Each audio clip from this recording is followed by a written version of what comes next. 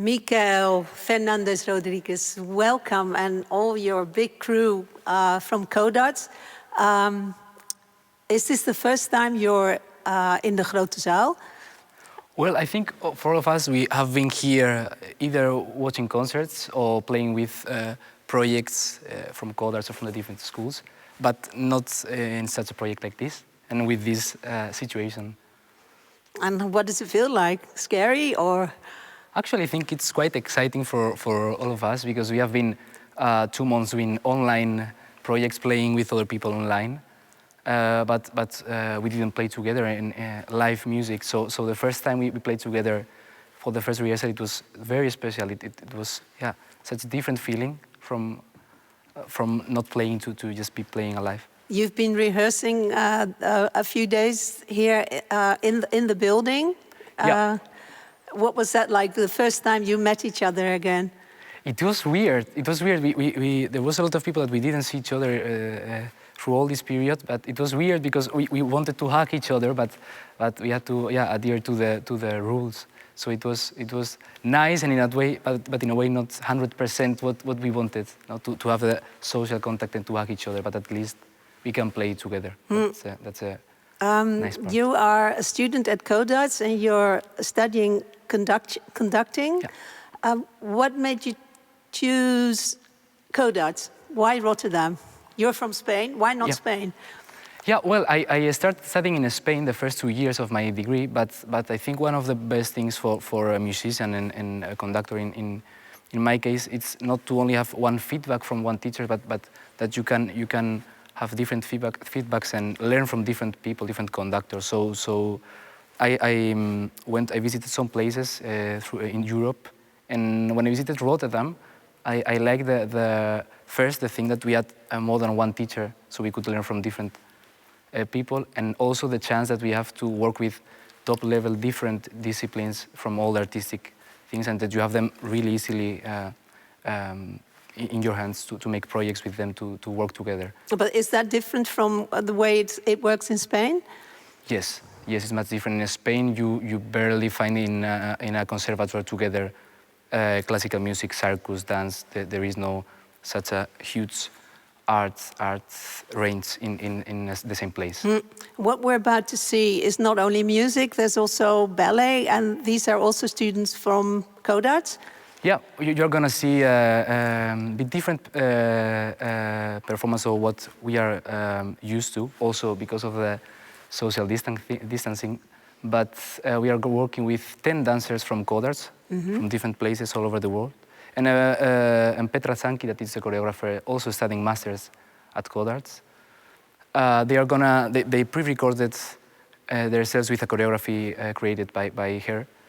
And we are gonna together bring out the programmatic content inside the music, not only by playing music together, but also showing with visuals in the artistic way. We're gonna listen to Mahler. What made you choose exactly that composer and that work? I think that one of the things that Mahler has for all the music students, it's that it's very, very how to explain it.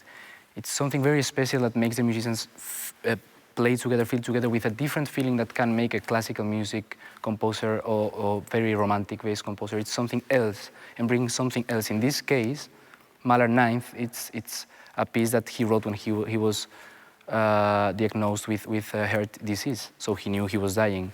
He was at the end of his life. Yeah. And he realized that. Yes, and he realized. So this piece has a very very strong programmatic content, very strong story behind the music. That in this situation that we have outside, I think it's understood in a very very special way, because we all had the fear of this coronavirus. We all had the fear of something bad happening to us or our families.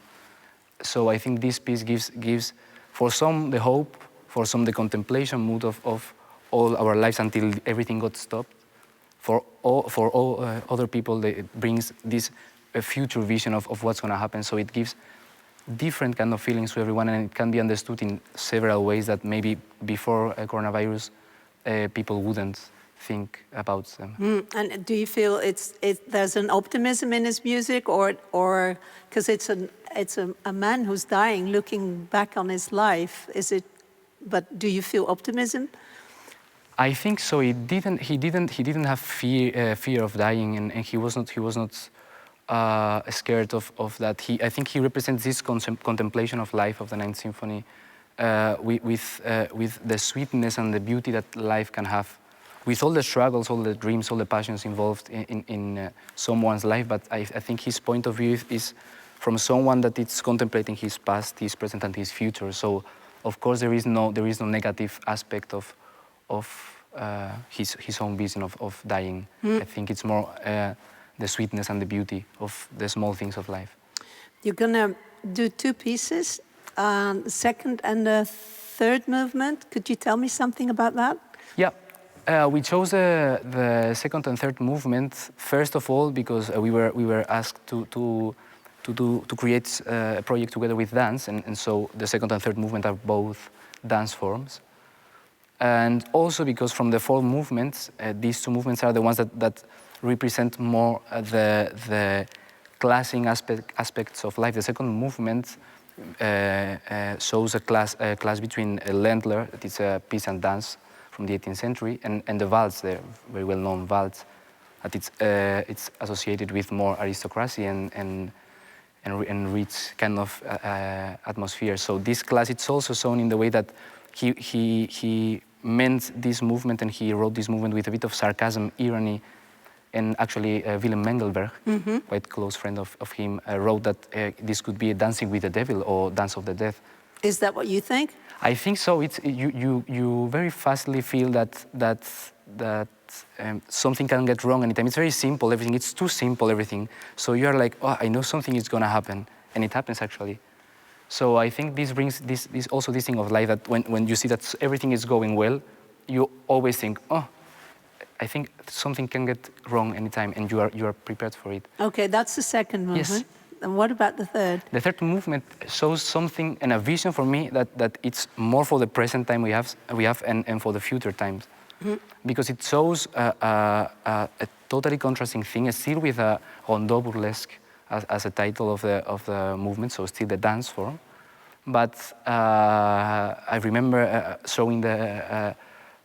watching the Mahler Festival some weeks ago.